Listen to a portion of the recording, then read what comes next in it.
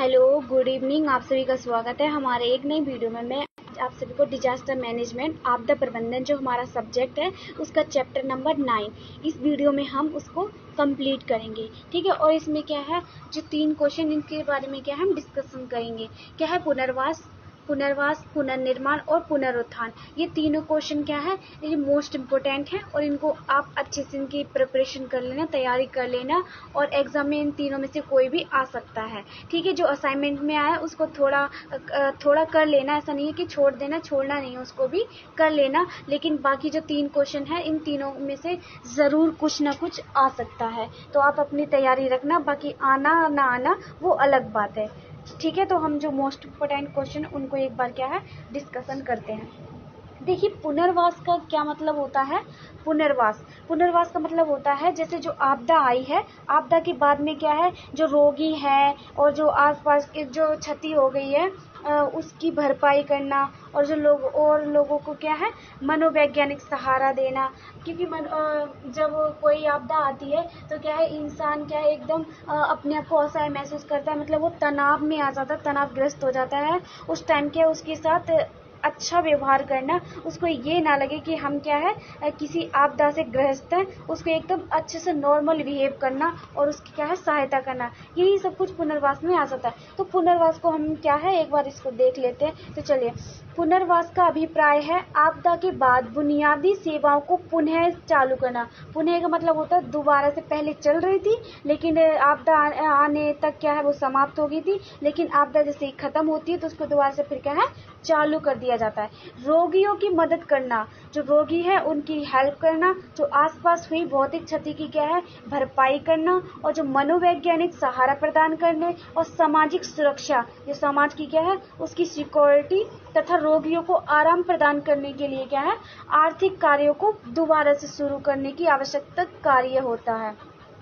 यह कार्यवाही प्रभावित लोगों को जीवन के नियमित सामान्य कार्य पुनः आरंभ करने के लिए की जाती है। इसे दीर्घकालीन विकास और वर्तमान राहत के बीच की स्थिति के रूप में समझा जा सकता है। इस प्रकार पुनर्वास का मुख्य उद्देश्य रोगियों को क्या है सामान्य जीवन में पुनः प्रवृत्त करना होता है। पुनर्वास को इस प्रकार विभाजित किया जाता है। तो पुनर्वास क्या है, किस तरीके से हम उसको विभाजित कर सकते हैं, तो उसको चार भागों में विभाजित कर सकते हैं। एक है भौतिक, दूसरा है सामाजिक, तीसरा है आर्थिक और चौथा है मनोवैज्ञानिक। ठीक है, अब हम देखते हैं इसका सबसे पहले हम देखेंगे भौतिक पुनर्वास। ठीक है, फिजिकल वाला। भौतिक पुनर्वास का अत्यधिक महत्वपूर्ण तत्व है। ये कहते हैं कि जो भौतिक पुनर्वास होता है वो सबसे ज्यादा महत्वपूर्ण तत्व होता है, क्योंकि देखो यहीं पे गाड़ी चलती है, जल पूर्ति होती है, संचार नेटवर्क होते हैं, मकान भवन सब कुछ बने होते हैं। पुनर्निर्माण का कार्य क्या है इस भौतिक जो पुनर्वास होता है उसी पे क्या है आधारित होता है। ठीक है, तो जो भौतिक पुनर्वास होता है वो बहुत ही ज्यादा क्या है महत्वपूर्ण तत्व होता है। तो चलिए हम इसको देखते हैं एक बार। देखिए, भौतिक पुनर्वास का अत्यधिक महत्वपूर्ण तत्व है। इस चरण में हम मकान भवन, रेल मार्ग, सड़क, जल आपूर्ति, संचार नेटवर्क संबंधी जैसे भौतिक साधनों के पुनर्निर्माण पर ध्यान केंद्रित करते हैं। इसमें पर्यावरण संरक्षण और रोजगार सृजन, नौकरियों की उत्पत्ति, जल प्रवाह प्रबंध, वैकल्पिक फसल उगाने की तकनीकें, नहर सिंचाई संबंधी कार्य नीतियों को भी शामिल किया जाता है। भौतिक पुनर्वास की कुछ संबंधित अन्य कार्य है पशुपालन, कृषि और खेती का उपकरण और बाढ़ के समतल जोन बनाना, और भू उपयोग मतलब भूमि के उपयोग जो योजना एवं मकानों को दोबारा से पुनः फिटिंग करना। इसमें जैसे मैंने आपको ये बता दिया, भौतिक जो है ये बहुत ही ज्यादा महत्वपूर्ण तत्व होता है, और ये सारी चीजें क्या है जो हमारी इसी पे आधारित होती है। तो भौतिक जो है बहुत ही ज्यादा इम्पोर्टेंट है। ठीक है, मोस्ट इम्पोर्टेंट है, तो आप इसको ध्यान में रखना। दूसरा हम देखेंगे सामाजिक पुनर्वास।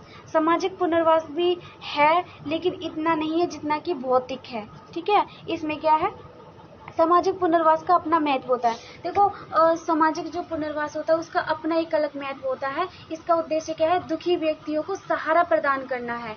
इसमें इस तरह की गतिविधियां की जाती हैं, जैसे शैक्षणिक समितियां बनाई जाती हैं जो दुखी व्यक्तियों को नियमित रूप से परामर्श होती है, एडवाइस देने का काम करती है। शैक्षणिक समितियां बनाई जाती हैं जो कि क्या है? दुखी व्यक्तियों को नियमित रूप से रेगुलरली क्या है? एडवाइस देने का काम करती है। दूसरा है शैक्षणिक गतिविधियां संचालित करने के लिए व्यक्तियों की तलाश की जाती है तथा बच्चों को पुस्तकें और लेखन सामग्री दी जाती है। मतलब जो ये बता रहे हैं कि जो शैक्षणिक गतिविधियां हैं तो उनको क्या है? चलाया जाता है और व्यक्तियों की तलाश की जाती है तथा जो बच्चे होते हैं उनको क्या है? पुस्तकें और लिखने के लिए सामग्री भी दी जाती है। सामाजिक और मानसिक स्वास्थ्य, तनाव प्रबंधन, पौष्टिकता और स्वच्छता आदि से क्या है? संबंधित विभिन्न कार्यक्रम आयोजित किए जाते हैं। जो है शारीरिक और जो मानसिक स्वास्थ्य है, से तनाव प्रबंधन है, पौष्टिकता और स्वच्छता है, जो आदि से क्या है? संबंधित बहुत सारे क्या है? प्रोग्राम जो है ऑर्गेनाइज किए जाते हैं। ठीक है। सीमित अवधि के लिए दुखी व्यक्तियों के लिए देखभाल और वृद्धाश्रम सुविधा प्रदान की जाती है। जो सीमित अवधि होती है मतलब अनलिमिटेड नहीं, लिमिट की क्या है? अवधि जो होते हैं, टाइम पीरियड जो होता है, उस टाइम क्या है? दुखी जो व्यक्ति होते हैं उनकी देखभाल और जो वृद्धाश्रम होते हैं उनको सुविधा प्रदान की जाती है। ठीक है। और यह है बहुउद्देशीय सामुदायिक केंद्रों की स्थापना की जाती है और स्वयं सहायता समूहों को बढ़ावा दिया जाता है। जो बहुउद्देशीय मतलब बहुत सारे उद्देश्य होते हैं, जो सामुदायिक केंद्रों की स्थापना की जाती है और स्वयं को क्या है? सहायता समूह, सेल्फ हेल्प ग्रुप्स को बढ़ावा दिया जाता है। ठीक है। और लास्ट का पॉइंट है वृद्ध महिलाओं और बच्चों जैसे दुखी व्यक्तियों के लिए स्वाभाविक वातावरण की तलाश की जाती है। कहने का मतलब यह है कि जो वृद्ध हैं, जो महिलाएं हैं और जो बच्चे हैं, इन सबको क्या है? स्वाभाविक वातावरण देने के लिए क्या है? एक मौके की तलाश की जाती है। अब हम देखेंगे थर्ड जो आर्थिक पुनर्वास है। ठीक है। आर्थिक पुनर्वास आपदा के कारण उत्पन्न हानि की क्षतिपूर्ति होती, प्रतिपूर्ति के लिए क्या है? आर्थिक पुनर्वास की महत्वपूर्ण भूमिका होती है। इसमें निम्नलिखित आधार रोगियों की प्रतिपूर्ति करने का प्रयास कहने का मतलब यह है जब आपदा आ जाती है। ठीक है। जब आपदा आती है, आने के बाद में वो बहुत सारी क्षति, बहुत बड़े पैमाने पर क्षति करके जाती है, तो उसकी देखभाल करना और उस हानि के क्या है? भरपाई करना, ये सब आर्थिक पुनर्वास का कार्य आता है, इसके अंतर्गत आता है। तो इसमें पीड़ित समूहों के वर्तमान और भावी खतरों और एवं विवशताओं की व्यापक जांच की जाती है कि जो पीड़ित समूह हैं उनके क्या है? वर्तमान और जो भावी मतलब आने वाली जो है खतरे हैं, विवशताओं की क्या है? व्यापक जांच की जाती है। मतलब बड़े पैमाने पर इनकी जांच करी जाती है। वर्तमान आजीविका योजना व्यवसाय की जांच की जाती है कि मतलब जो प्रेजेंट में जो आजीविका है योजना और व्यवसाय की क्या है? जांच करी जाती है कि किस तरीके के व्यवसाय चल रहे हैं और जो आजीविका योजनाएं हैं इनमें कौन से फायदे नुकसान और ये किस तरीके से इनको फायदा दे सकते हैं, मदद कर सकते हैं, इसको देखा जाता है। मनोवैज्ञानिक पुनर्वास। देखो मनोवैज्ञानिक पुनर्वास का मतलब ये होता है कि जब आपदा आती है, आपदा आने के दौरान उस टाइम जो व्यक्ति वहां पर मौजूद होता है, उपस्थित जो होता है, उस व्यक्ति को वो तनावग्रस्त हो जाता है, तनाव में आ जाता है और वो सदमे में चला जाता है। तो वो एकदम से क्या है? बहुत ज्यादा अपने आप उसके शारीरिक और मानसिक दबाव होते हैं, उसके ऊपर बहुत ज्यादा प्रेशर हो जाता है। उस टाइम क्या है? जो भी वहां पर होते हैं व्यक्ति, तो उन सब लोगों को, जो आपदा से ग्रस्त जो लोग होते हैं, उन सभी के साथ क्या है? सदमा मतलब शारीरिक मानसिक दबाव होते ही है। और उस टाइम उनको अच्छे से सहारा देना और उनको ये महसूस ना होने देना कि आप तकलीफ में हो, आपके साथ कोई नहीं, ऐसा महसूस ना होने देना, बल्कि उनके साथ एकदम अच्छा व्यवहार करना और उनकी हेल्प करना और उनको क्या है? बिल्कुल भी किसी तरीके का तनावग्रस्त ना होने देना ही जो मनोवैज्ञानिक पुनर्वास होता है। तो देख लेते फिर भी एक बार इसमें जो है पुनर्वास के उठाए जाने वाले कदमों में से सर्वाधिक महत्वपूर्ण कदम मनोवैज्ञानिक पुनर्वास का है। यह बहुत ही संवेदनशील विषय है। आपदा के सदमे, आघात का पीड़ित होते हैं पीड़ितों की मनोदशा से प्रत्यक्ष संबंध होता है और पीड़ित व्यक्तियों पर प्राय कई प्रकार की शारीरिक और मानसिक दबाव होते हैं। आपदा से पीड़ित व्यक्ति विशिष्ट प्रकार की भावनात्मक अवस्थाओं से गुजरता है। मनोवैज्ञानिक पुनर्वास पीड़ित व्यक्तियों का भावात्मक असंतुलन के साथ अनुकूलन के लिए उपचार पर ध्यान केंद्रित करता है और जो मनोवैज्ञानिक पुनर्वास पीड़ित व्यक्तियों को सामान्य जीवन व्यतीत करने में सहायता प्रदान करता है और परामर्श रोगियों को प्रसन्न एवं स्वस्थ जीवन जीने में सहायता प्रदान करता है। तो हमने जो पुनर्वास होता है तो पुनर्वास कितने प्रकार का होता है? 4 प्रकार का होता है और इसके अंतर्गत क्या क्या आता है हमने इसके बारे में पूरा का पूरा क्या है जान लिया है। अब हम देखते हैं पुनर्निर्माण। तो पुनर्निर्माण क्या होता है कि जब आपदा आ जाती है, आपदा आने के बाद वहां पर बसे हुए घर बार जो होते हैं वो ढह जाते हैं, बह जाते हैं और वो क्षतिग्रस्त हो जाते हैं, तो उनको क्या है, उनका दोबारा से पुनर्निर्माण करना ही क्या है, पुनर्निर्माण होता है। उनका दोबारा मतलब रिपेयरिंग करना या उनको दोबारा से क्या है बना देना ही क्या है पुनर्निर्माण होता है। देखो पुनर्निर्माण का अभिप्राय है भवनों और बुनियादी ढांचों की मरम्मत करना और पुनः स्थापित करना, क्षतिग्रस्त संरचनाओं को बदलना, आर्थिक क्षेत्र उद्योगों जो कृषि को क्या है पुनर्संगठित करना तथा सही सांस्कृतिक और सामाजिक वातावरण बनाना। पुनर्निर्माण उपयुक्त उपायों के द्वारा भावी आपदाओं से क्षति को रोकने या कम करने वाली दीर्घकालीन विकास योजना है।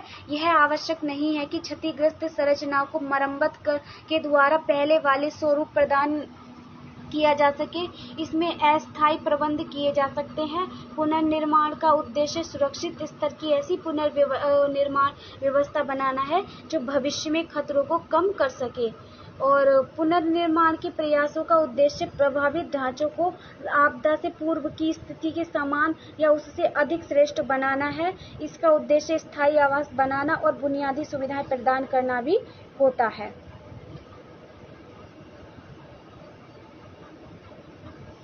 तो जो हम देखते हैं वो इसके अंतर्गत आता है कि इसके 2 चरण होते हैं।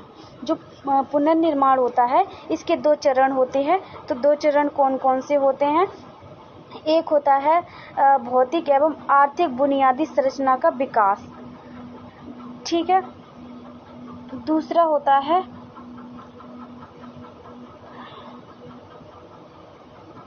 पुनर्निर्माण के लिए धन प्रबंधन, ठीक है। तो हम सबसे पहले देखते हैं भौतिक एवं आर्थिक बुनियादी संरचना का विकास। जो development of physical and economic infrastructure जो है इसमें जो है भौतिक संरचना जो है तो उसमें भौतिक संरचना में सड़कें हैं, जल निकासी और विद्युत शामिल किया जाता है। और सेवा बुनियादी संरचना है तो सेवा बुनियादी संरचना में जैसे सेवा संरचना में परिवहन, स्वास्थ्य एवं शिक्षा सेवाएं सम्मिलित होती हैं। और तीसरा है सामाजिक बुनियादी संरचना। सामाजिक संरचना में सामाजिक स्तर की सेवाएं, प्राथमिक स्वास्थ्य सेवाएं, वृद्ध आश्रम और सामुदायिक केंद्र मुख्य हैम्प है। और जो लास्ट है पर्यावरणीय बुनियादी संरचनाएं। तो जो ज्यादा इम्पोर्टेंट होती हैं तो क्या है, जो पर्यावरण संरचना के अंतर्गत आपदा की जोखिमों को कम करने के लिए आवश्यक पर्यावरण संबंधी स्थितियां बनाना बेहद महत्वपूर्ण कार्य होता है। क्योंकि जो हमारा एनवायरमेंट है तो वो हर तरीके से क्या है क्षतिग्रस्त होता रहता है, कभी प्रदूषण के कारण तो कभी है आपदाओं के कारण। तो इसको क्या है अच्छा बनाए रखना क्या है बहुत ही ज्यादा महत्वपूर्ण कार्यों में से एक है। तो जब हम आपदा के संदर्भ में भौतिक ढांचे की चर्चा करते हैं तो हमारा अभिप्राय मकानों के स्वरूप से होता है। भूकंप की स्थिति में यह सुनिश्चित करने की आवश्यकता होती है और जो भूकंप की स्थिति में यह सुनिश्चित करने की आवश्यकता होती है कि जो मकान क्या है भूकंप रोधी हो। और बाढ़ के मामले में यह सुनिश्चित करने की आवश्यकता होती है कि जो मकान है बाढ़ संभावित क्षेत्रों से दूर बनाए जाएं। और भूस्खलन के मामले में यह सुनिश्चित करने की आवश्यकता होती है कि मकान भूस्खलन संभावित क्षेत्रों से दूर बनाए जाए और मकान निर्माण की योजना संभावित क्षेत्रों की पर्यावरणीय स्थितियों के अनुरूप होनी चाहिए। ये देखिए जो पुनर्निर्माण है, इसके जो चरण हैं दो, इसके अंतर्गत हमने जो देखा है, जब हम किसी चीज का निर्माण करते हैं तो देखो, अगर कोई भूकंप संभावित क्षेत्र है तो वहां पर ये देखा जाता है कि जब भूकंप आए तो उससे क्या है, सुरक्षित जो मकान बनाया जाए वो सुरक्षित रहे। अगर वहां पर बाढ़ आती है तो वहां पर ये देखकर बनाया जाता है कि अगर बाढ़ संभावित क्षेत्र है तो वहां पे इस बात का ध्यान रखा जाता है कि जब बाढ़ आए तो फिर भी वो स्थान, जो मकान है, वो सुरक्षित रहे और उसको क्या है, झेल सके। इस तरीके का मतलब इस बात को सुनिश्चित किया जाता है। और जैसे जो भूस्खलन संभावित क्षेत्र होते हैं उनमें ये ध्यान रखा जाता है कि जो क्या है, जो भूस्खलन संभावित क्षेत्र होते हैं उनसे क्या है, मकान जो है काफी दूरी पर बनाया जाए ताकि वहां पर उसका इफेक्ट जो है बहुत ही कम हो। और जो मकान निर्माण की योजना संभावित क्षेत्र की क्या है, पर्यावरणीय स्थितियों के अनुरूप होनी चाहिए। जो पर्यावरणीय स्थिति होती है जो, उसके क्या है, अनुरूप होनी चाहिए।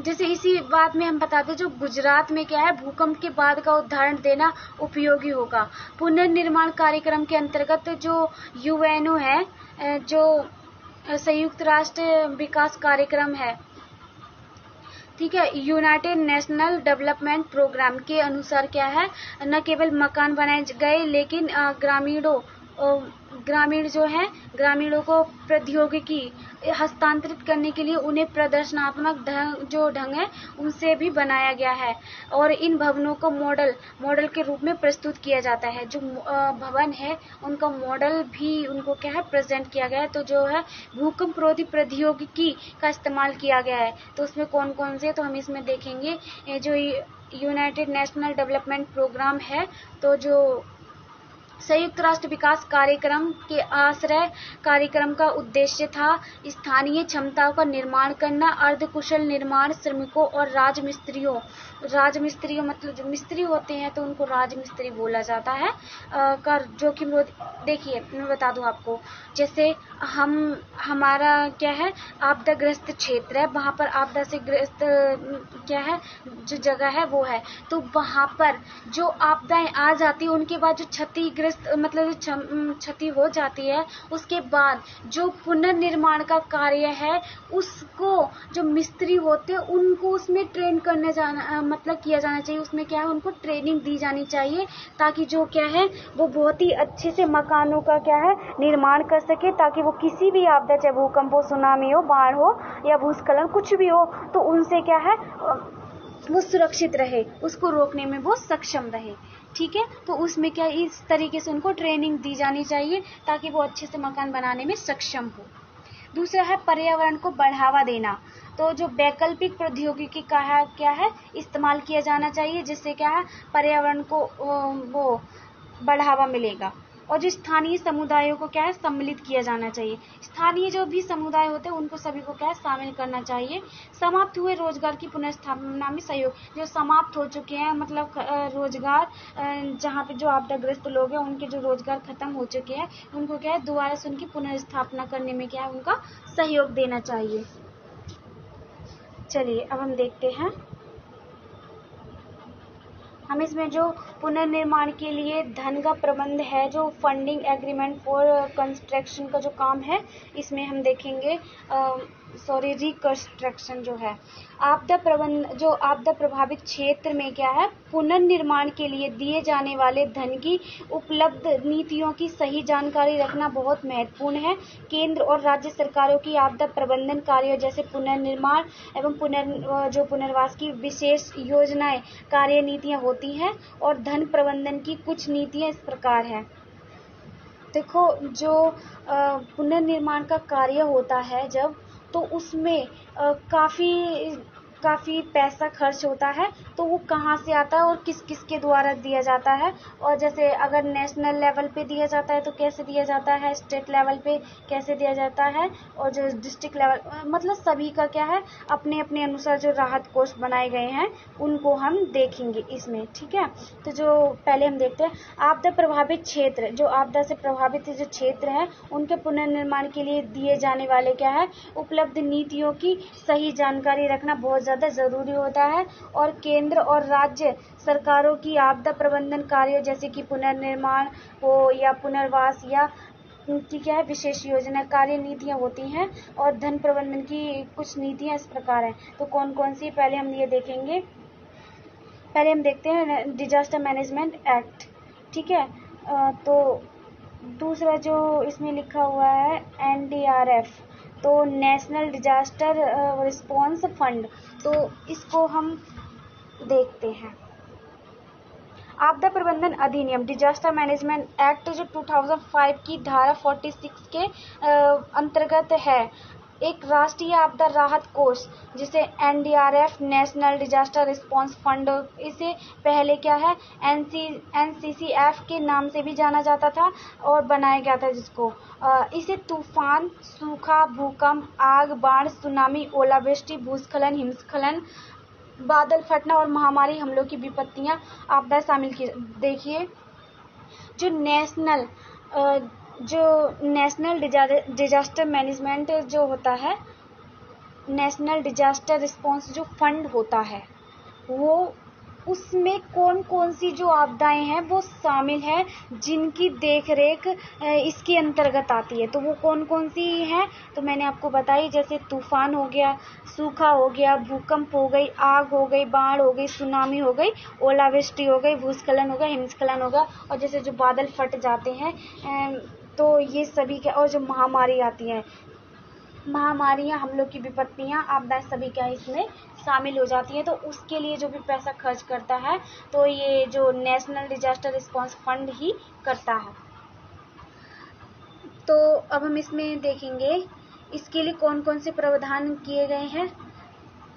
तो देखिए, किसी राज्य द्वारा उसके राज्य आपदा राहत कोष स्टेट डिजास्टर रिस्पॉन्स फंड में पर्याप्त धन उपलब्ध न होने पर किए गए अनुरोध पर गृह मंत्रालय, मिनिस्ट्री ऑफ होम अफेयर्स या कृषि मंत्रालय जैसा भी मामलों को हो सके और द्वारा क्या है समीक्षा की जाती है। क्या यह राष्ट्रीय आपदा राहत कोष और जो राज्य आपदा राहत कोष के क्या है अंतर्गत निहित मार्गदर्शनों और स्वीकृत मंदों की क्या अंतर्गत राष्ट्रीय आपदा राहत कोष के अतिरिक्त सहायता प्रदान करने का मामला होता है। तो दूसरा है, गृह मंत्रालय देखता है कि जिस उद्देश्य के लिए राष्ट्रीय आपदा राहत कोष से धन उपलब्ध कराया गया था उसको उसी उद्देश्य के लिए व्यय किया गया है तथा यह राष्ट्रीय आपदा राहत कोष के मार्गदर्शनों के अनुसार उसके अनुपालन की भी निगरानी करता है कि इनकी बात भी ठीक है कि जैसे जो पैसा हमने इनके लिए जो हमने आपदा बचाव हेतु जो रखा है तो उसमें ही वो काम आ रहा है। इस बात की निगरानी करना गृह मंत्रालय गृह मंत्रालय करता है। इसके लिए क्या है लोगों को रखता है निगरानी करने के लिए। वित्त मंत्रालय, कृषि मंत्रालय, गृह मंत्रालय के सदस्यों और योजना आयोग के उपाध्यक्ष द्वारा गठित एक उच्च स्तरीय समिति हाई लेवल कमेटी के अनुमोदन पर वित्त मंत्रालय द्वारा राष्ट्रीय आपदा राहत कोष के राज्यों को क्या है सहायता जारी की जाती है। राष्ट्रीय आपदा राहत कोष से किया गया वास्तविक व्यय लेखा पुस्तकों में मुख्य शीर्ष के अंतर्गत लघु शीर्षों में लिखा जाना चाहिए। देखिए, जो आपदा राहत कोष है उसमें क्या जो वास्तविक व्यय होता है उसकी पुस्तकों में क्या है मुख्य शीर्ष के अंतर्गत क्या है लघु शीर्षों में भी लिखा जाना चाहिए। और वित्त मंत्रालय का वेतन एवं लेखा कार्यालय राज्य सरकारों को राशि की अदायगी करता है। जो वित्त मंत्रालय है तो वो क्या है वेतन एवं लेखा कार्यालय क्या है राज्य सरकारों की राशि अदायगी करने का कार्य करता है। राशि के विस्तृत लेखा मुख्य लेखा नियंत्रण और वित्त मंत्रालय के माध्यम से महालेखा नियंत्रक द्वारा तैयार किए जाते हैं। देखो, जो वित्त मंत्रालय है उसमें जो वेतन एवं कार्यालय राज्य सरकारों की राशि अदायगी की जाती है, और जो राशि के विस्तृत जो लेखा मुख्य लेखा होते हैं नियंत्रक, और जो वित्त मंत्रालय माध्यम से जो महालेखा नियंत्रक द्वारा क्या है इनको तैयार किया जाता है। जो राज्य कार्य समिति को यह सुनिश्चित करने की जिम्मेदारी दी जाती है कि जो राष्ट्रीय आपदा राहत कोष से प्राप्त धन से किया गया वे राष्ट्रीय आपदा राहत कोष राज्य राहत कोष को मनरेगा के नियमों के अनुरूप हो। और अब हम देखते हैं लास्ट में, राष्ट्रीय आपदा राहत कोष का लेखा नियंत्रक एक महालेखा परीक्षक उसका होता है। तो कॉम्परेटर जो एंड अथॉरिटर एडिटर जो जनरल होता है, तो उसके द्वारा, एक मिनट, मैंने ये वाला करा दिया, ये करा लिया। जो हमने इसमें कॉम्परेटर जो एंड एडिटर जनरल का देखा है द्वारा प्रति वर्ष बनाए जाते हैं और उनकी लेखा परीक्षा की जाती है। इसकी रिपोर्ट गृह मंत्रालय और वित्त मंत्रालय को प्रस्तुत की जाती है।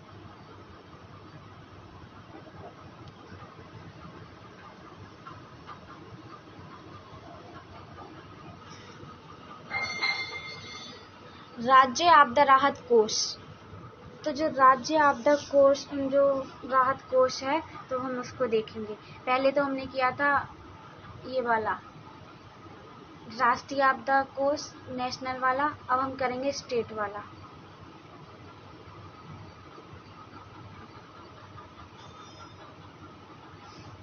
तो अब हम देखेंगे आपदा प्रबंधन अधिनियम 2005 की धारा 48A के अंतर्गत एक राज्य आपदा राहत कोष NDRF state disaster response fund, इसे पहले विपत्ति राहत कोष NDRF क्लाइमेटी और रिलीफ फंड के नाम से भी जाना जाता था। लेकिन राज्य आपदा राहत कोष केवल राष्ट्रीय आपदा कोष अनुदान के लिए चिन्हित आपदा के पीड़ितों को तुरंत राहत प्रदान करने के लिए किए जाने व्यय की पूर्ति के लिए बनाया गया है। और आपदा राहत कोष आरक्षित कोष के अंतर्गत लोक लेखा में बनाया गया है, जिसमें मुख्य लेखा मुख्य शीर्ष मेजर हेड में ब्याज दिया गया है। ये देखिए, इसमें शामिल प्रावधान कौन कौन से हैं, तो इसमें है, देखिए, जो 13वें वित्त आयोग द्वारा निर्धारित कुल योगदान का भारत सरकार कुल वार्षिक आवंटन के गैर योजना अनुदान के रूप में सामान्य श्रेणी राज्यों के 75%, 75% तथा विशेष श्रेणी के राज्यों के लिए 90% का योगदान करेगी। 25% सामान्य श्रेणी द्वारा राज्यों के मामले में तथा 10% विशेष श्रेणी के राज्यों के मामले में संबंधित राज्य सरकार द्वारा वहन किया जाता है या किया जाएगा। अब देखते हैं राज्य आपदा राहत कोष सहायक अनुदान ग्रांट इन एंड के रूप में क्या है, भारत सरकार का हिस्सा मुख्य लेखा सहायक अनुदान राज्य सरकारों को योगदान तथा गैर योजना अनुदान 109 राज्य आपदा राहत कोष को अनुदान के अंतर्गत भारत सरकार लेखों में किया जाता है। तो देखिए, जो आपदा राहत कोष जो सहायक अनुदान ग्रांट इन एंड के रूप में क्या है, भारत सरकार का हिस्सा मुख्य लेखा जो 3601 सहायक अनुदान राज्य सरकारों को मार्गदर्शन मतलब योगदान तथा 1 है एक गैर योजना अनुदान जो 109 राज्य आपदा राहत कोष को क्या है अनुदान के अंतर्गत भारत सरकार लेखों में लिखा जाएगा। अब हम देखते हैं राज्य सरकार द्वारा प्रत्येक आपदा पर किए गए वे अन्य तथ्यों के साथ विवरण की एक वार्षिक रिपोर्ट प्रस्तुत की जाएगी। इसमें वित्त मंत्रालय की सहमति से गृह मंत्रालय द्वारा निर्धारित राज्य आपदा कोष राष्ट्रीय आपदा राहत कोष के व्यय के मुद्दे और नियमों के अनुसार अनुमत प्रत्येक प्रकार के व्यय विवरण होंगे। अब हम देखते हैं राज्य के आपदा कोष लेखा में राष्ट्रीय आपदा राहत कोष से प्राप्त सहायता विशेष को मतलब जो विशेष रूप से दर्शाया जाएगा। इसके अलावा शेष 4 प्राप्ति स्रोत है वो कौन कौन से है, तो राज्य आपदा राहत कोष केंद्रीय हिस्सा और राज्य आपदा राहत कोष में राज्य सरकार का हिस्सा, तो इसमें केंद्र सरकार का, इसमें राज्य सरकार का, और निवेश से प्राप्त होने वाली आय, और लास्ट निवेश के विमोचन को भी अलग दर्शाया जाएगा। अब देखिए आप राज्य सरकार आपदा प्रबंधन अधिनियम के अनुसार एक राज्य कार्यकारी समिति का गठन करेगी और उसे राज्य आपदा राहत कोष से तत्काल मिलने वाले राहत व्यय के लिए धन जुटाने से संबंधित सभी मामलों का निर्णय करने का दायित्व भी दिया जाएगा।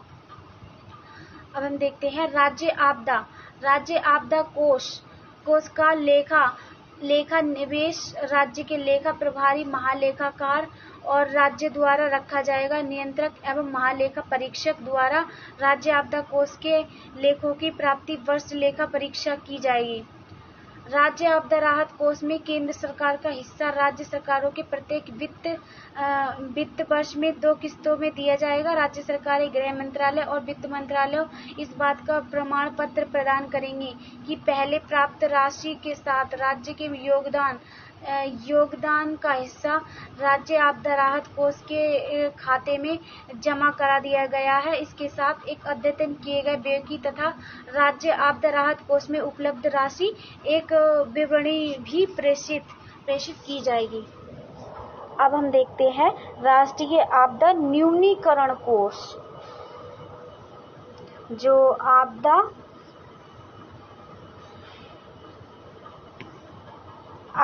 राष्ट्रीय आपदा न्यूनीकरण कोष जो है, अब हम देखेंगे आपदा प्रबंधन अधिनियम disaster management act, DM act भी बोलते हैं जिसको,